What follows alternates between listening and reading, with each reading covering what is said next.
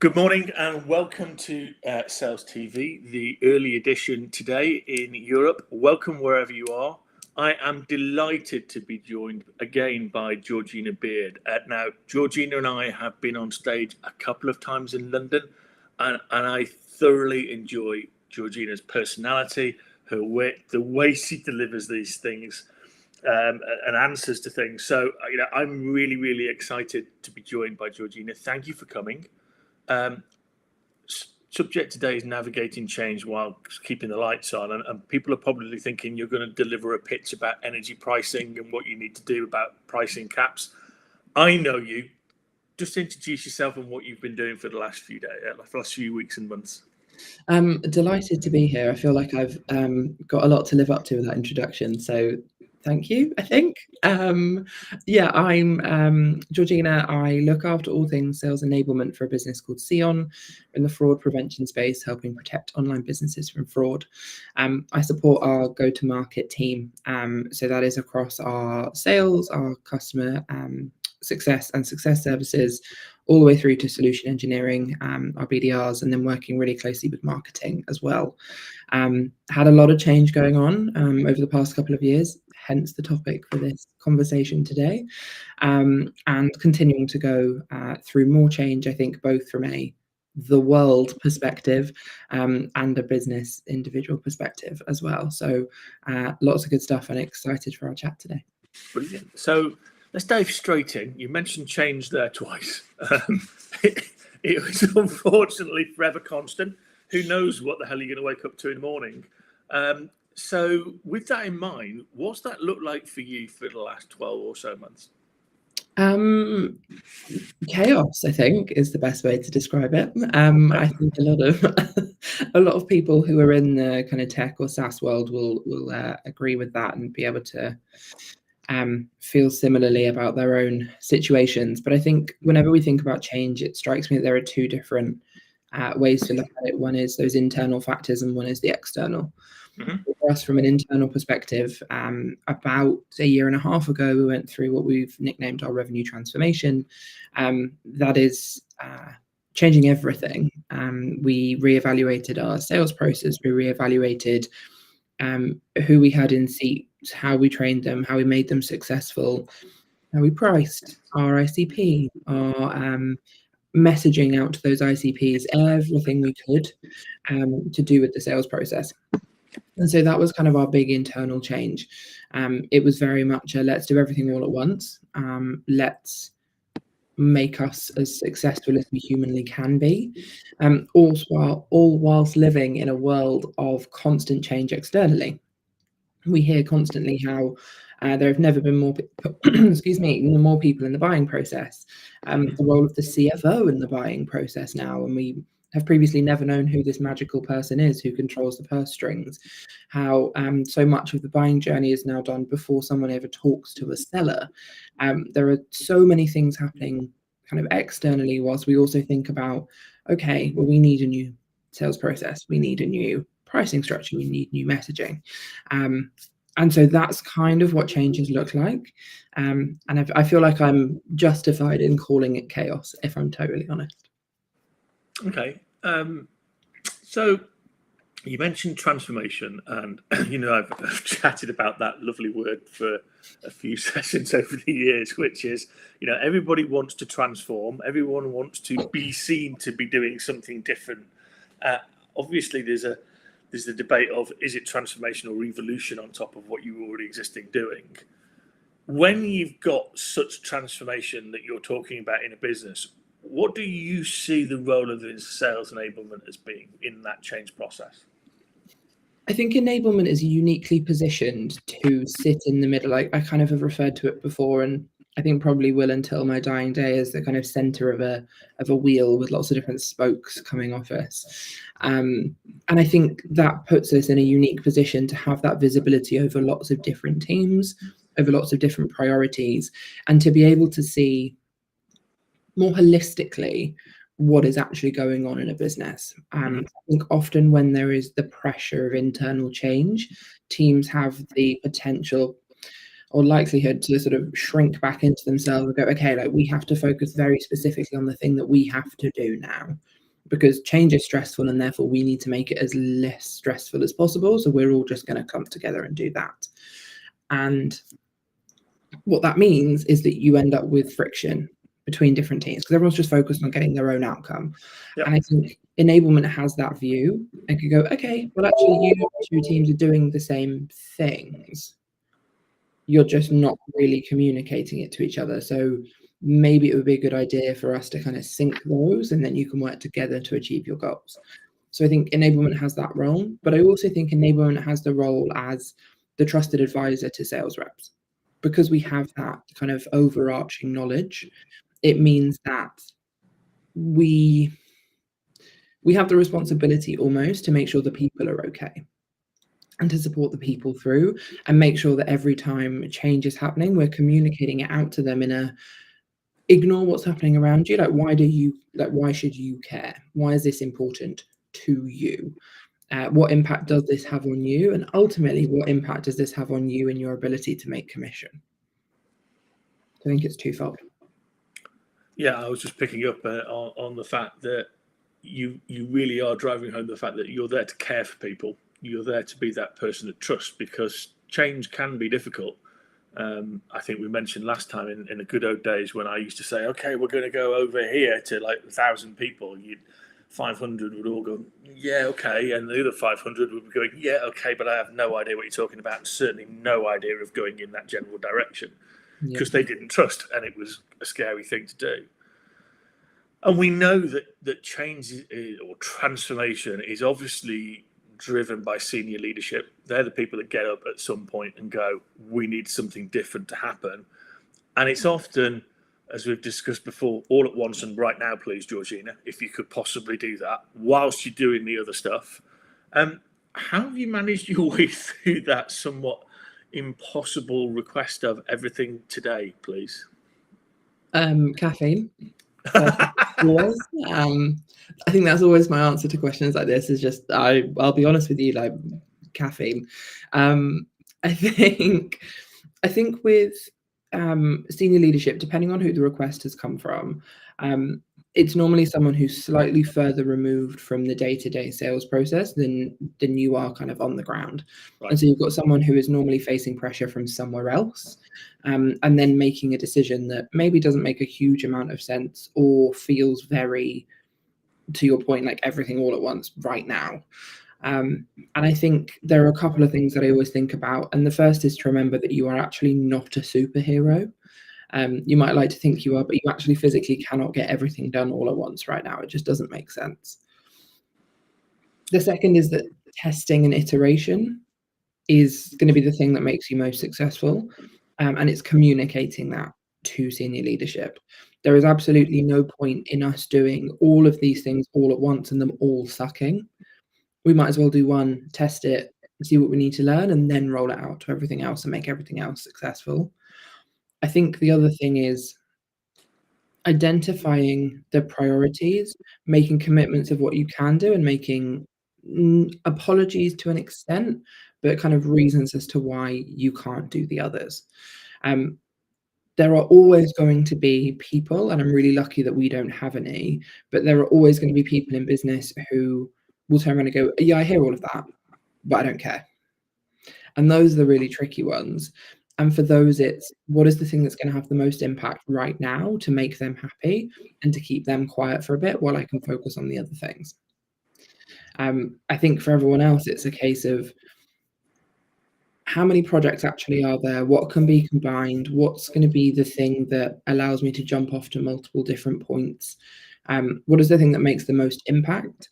Because ultimately, even if you don't deliver exactly what they want, no one is going to turn around and be irritated if you say, I've moved a key metric, we've got more revenue, we've got happier people, and our processes run smoother. No one's going to be mad about that. So I think it's about identifying those things and then communicating the can-dos and the can't-dos. I think it's interesting as a slight aside. I mean, obviously, as a leader, you're going to be, yeah, brilliant, Georgina, you've moved my revenue metric forward, all happy. Just as a general viewpoint, do you think leadership really are that worried about having happier people, though? I think it depends on who you're talking to, what their role is in the business. Okay. I think it depends on things like, do you have an internal NPS? Are you about to go for funding, or do you have a board that cares about people's Yeah. happiness? I think it's, have you historically had some maybe questionable Glassdoor reviews? Have you struggled with hiring? I think, if I'm honest, and maybe I have a cynical view, I think a lot of the time it's reactionary. Mhm. Like, oh, I care right now because the last 12 Glassdoor reviews have been terrible, or I have to report on the NPS.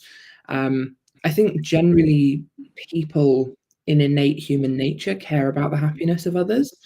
I think sometimes it just gets a little bit forgotten in the kind of end goal, especially when results are down or pressure is high.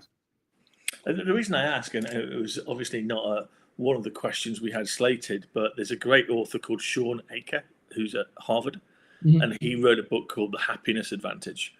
And we looked at it from a sales perspective to try and see if we could see, is there anything that says happier salespeople sell more? A friend of ours he's now in Rotterdam, but he was at Aston, and Ad DeLong, he actually did a study with BT, and they found that actually happier salespeople were 13% more productive in terms of revenue achievement and goal. So I think, to your point, it wasn't a trick. The metrics get lost, don't you? There's very few times you can actually connect happiness to an outcome in sales, but possibly if we could do that. And there was some great work that Dr. Ram Raghavan did with somebody else who's been on this, Jeremy Moore, was to talk about actually the connection between happier employees and customer engagement. And they found a direct correlation between happier employees and happier customers, and henceforth then revenue moved. Surprise, surprise. So I think it's there, and I think potentially there's a future for companies to go, no, we do want to look at that as a key thing, because it will drive greater retention, drive better recruitment, and that's as much of a role for enablement going forward as it is to talk about the product price and the processes. For sure. But back to the original questions, what resources have you been able to leverage in order to help you execute successfully on embedding the changes that you needed to do? I think the first thing is, I think enablement sometimes in business, if you're a team of one, can be a little bit lonely, because you are both the best and worst person at your job. And if you have never done it before, never gone through the type of change that you're going through, it can be tough, because you're kind of going, okay, I don't have a ton of extra resources to lean on. And so the first thing is talk to people that have. Right. Enablement supports change across pretty much every business. Connect with other people who are doing the same thing as you. I've found some of the events I've been to recently have been incredibly helpful.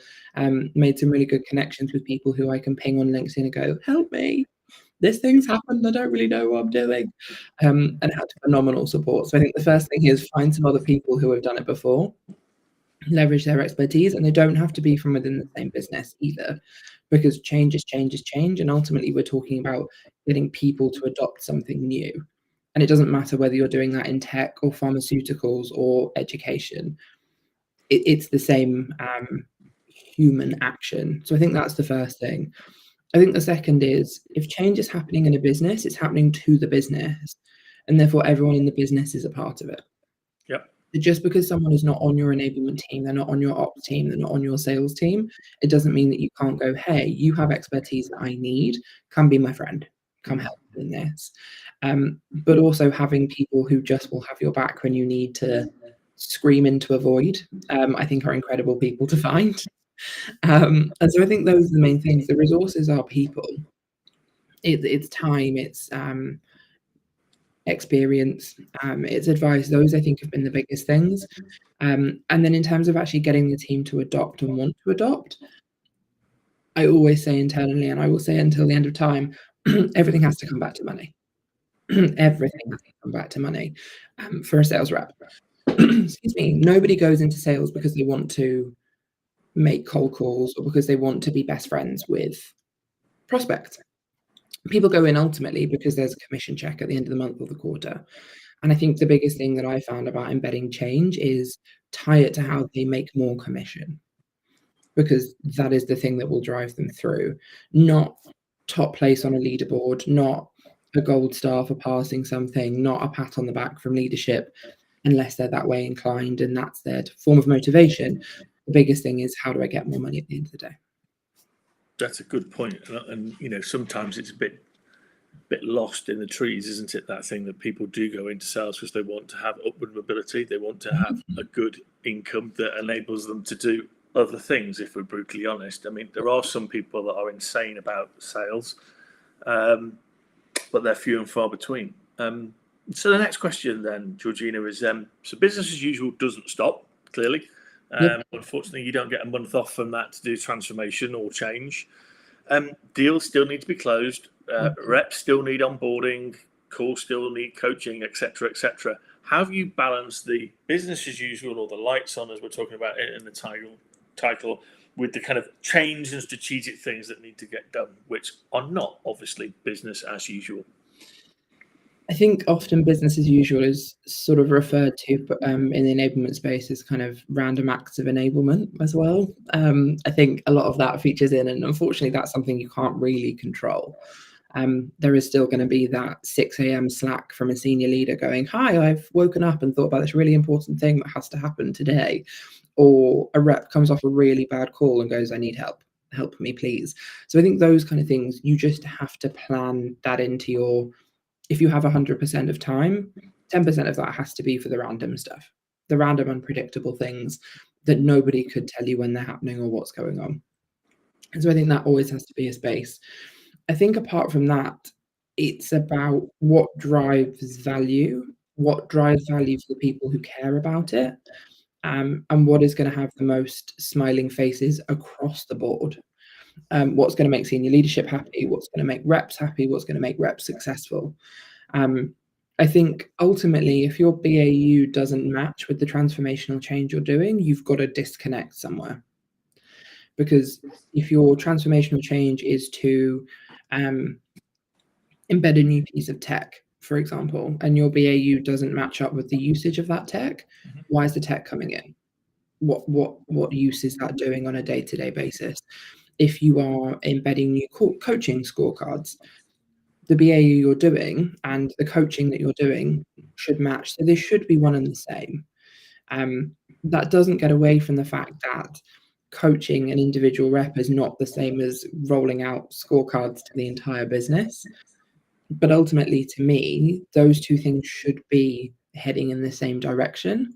And therefore, it just comes down to planning, time allocation, resource allocation to make sure you've got a balance of the two, with a little pot set aside for the random Slack messages.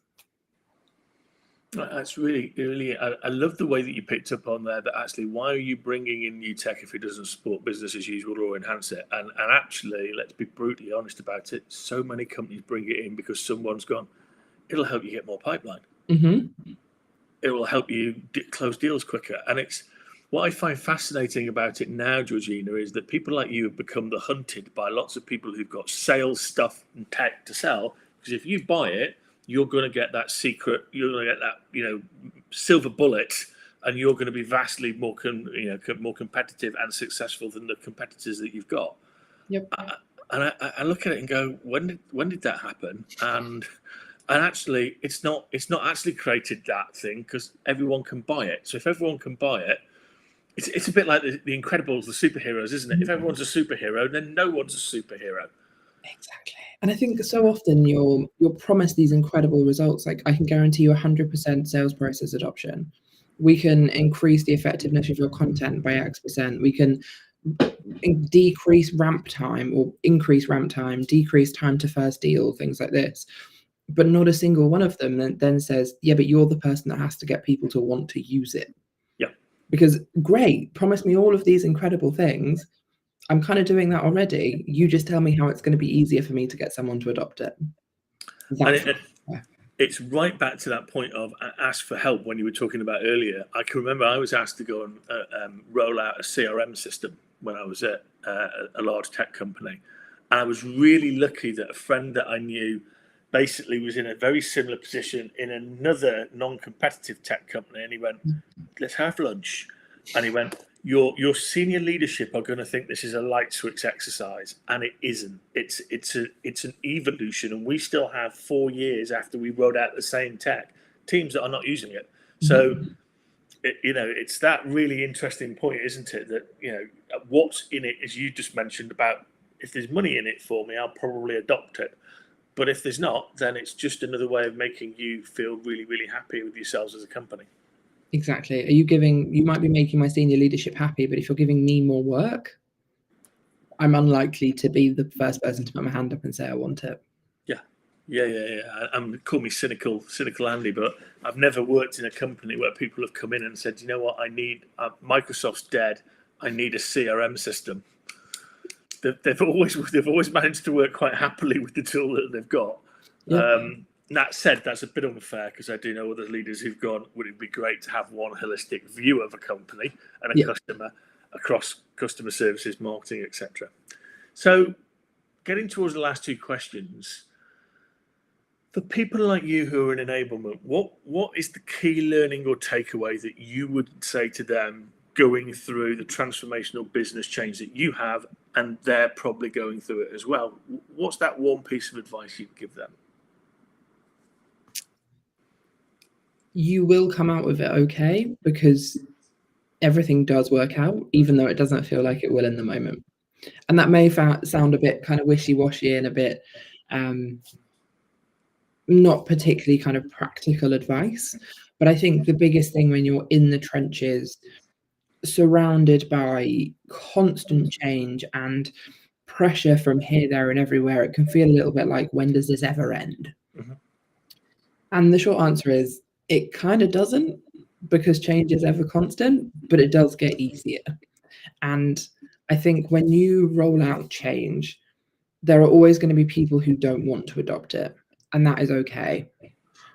Because they will eventually, if you've done it right, because you've put the metrics in place, you've put the testing in place. You can turn around in 6 months' time and go, hey, that thing you didn't want, well, these people that did want it are now doing 50% better than you. Should we have that conversation? Maybe you want to adopt it now.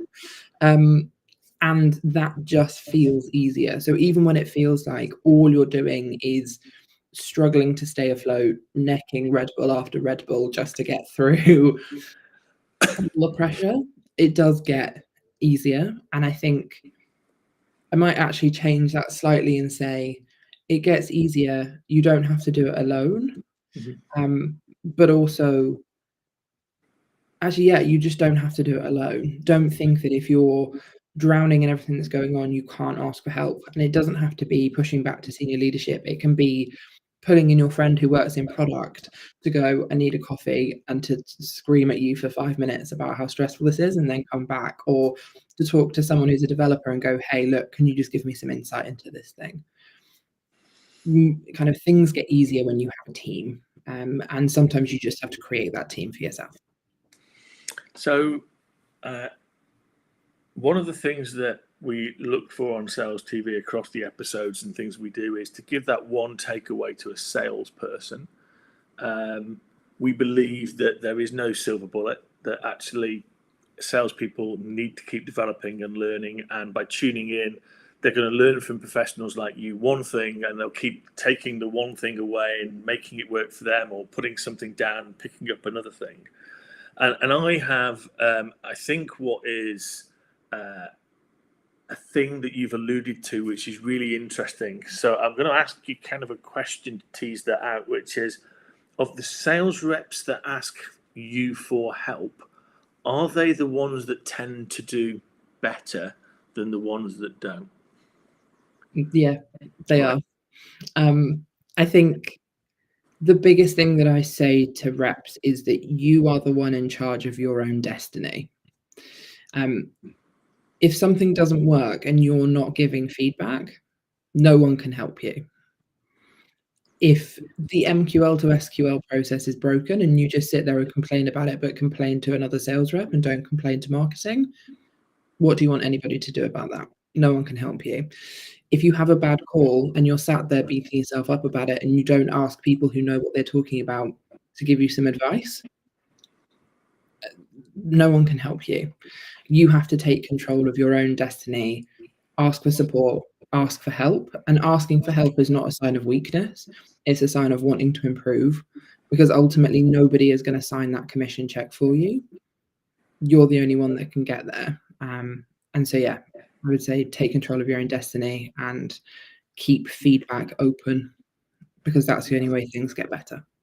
And I think that is the conclusion from us. I mean, if I go back to my very first graduate job for a well-known bank with a black horse, I can remember getting up one morning and I'd had a few to drink the night before and being in a classroom, and I looked down at the carpet and the pattern kind of leapt up at me and I hallucinated and I missed the question completely.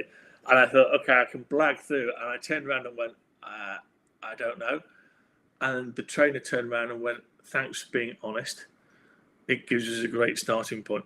So to kind of reinforce, I don't know, I need help, is not a sign of weakness. Actually, it's a sign of strength. And as you've said, the key takeaway is if you ask for help, you're probably going to be one of the people that is the most successful, as opposed to suffering in silence. Absolutely. Georgina, any closing thoughts from you? Go buy Red Bull. Buy Red Bull, yeah. Yeah, and if Red Bull wants to sponsor me, I'm very up for that. There we go. Yeah. If any other energy drink companies want to sponsor Georgina, we are open. There is a small agency fee, clearly, but we are open for that because other brands are available. We are not, Georgina is an absolute expert, but we are not rating Red Bull or Monster or anybody else. They're all equally as good in our eyes. They are. They've all got caffeine in. They're all great. They're great. Georgina, it's been an absolute pleasure to spend some more time with you again today. Thank you for all of your insights. Thank you for that key takeaway for reps. For everyone out there, don't lose that message. Ask for help from that trusted advisor who are your sales enablement people, who are keeping more away from you than you probably realize and are there to help you. And they really do care. So thank you once again. And I look forward to seeing you all on the episodes tomorrow. Bye. Thank you so Thanks, much. Georgina. Thank you.